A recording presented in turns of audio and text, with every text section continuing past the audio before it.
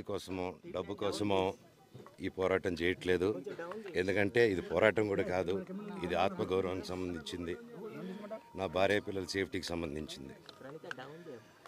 ఇది నాతో ఒక మగాడిగా నాతో డైరెక్ట్గా వచ్చి నాతో ఏం చేసినా పర్వాలేదు. నా భార్య పేరు ఇంక్లూడ్ చేయడం, నన్ను తొక్కేదానికి, నా 7 నెలల పాపని ఇంక్లూడ్ చేయడం, నా బిడ్డల ఇంట్లో ఉండగానే అలా బిహేవ్ చేయడం కరెక్ట్ కాదు. ఈరోజు పోలీస్ దగ్గరికి నేను వెళ్ళి ప్రొటెక్షన్ అడిగాను.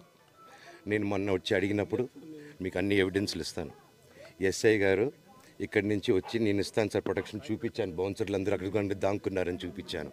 అది కొంచెం చూసి ఓకే సార్ మీరు ధైర్యంగా ఉండండి, మేము ఎక్కడికి వెళ్ళట్లేదని చెప్పి మాట్లాడి పారిపోయారు.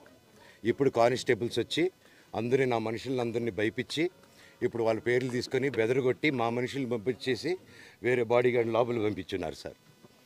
ఏం జరిగిందండి అసలు? గొడవలు ఎందుకు జరగదు కాదు సార్. ఫస్ట్ డిపార్ట్మెంట్ ఎందుకు వన్ సైడ్ తీసుకుంటున్నారు? కంప్లైంట్ తీసుకున్న తర్వాత వాళ్ళకి ఏ అధికారం ఉంది? నా ప్రొటెక్ట్ చేసే మనుషులు పంపించేదానికి అధికారం ఏముంది?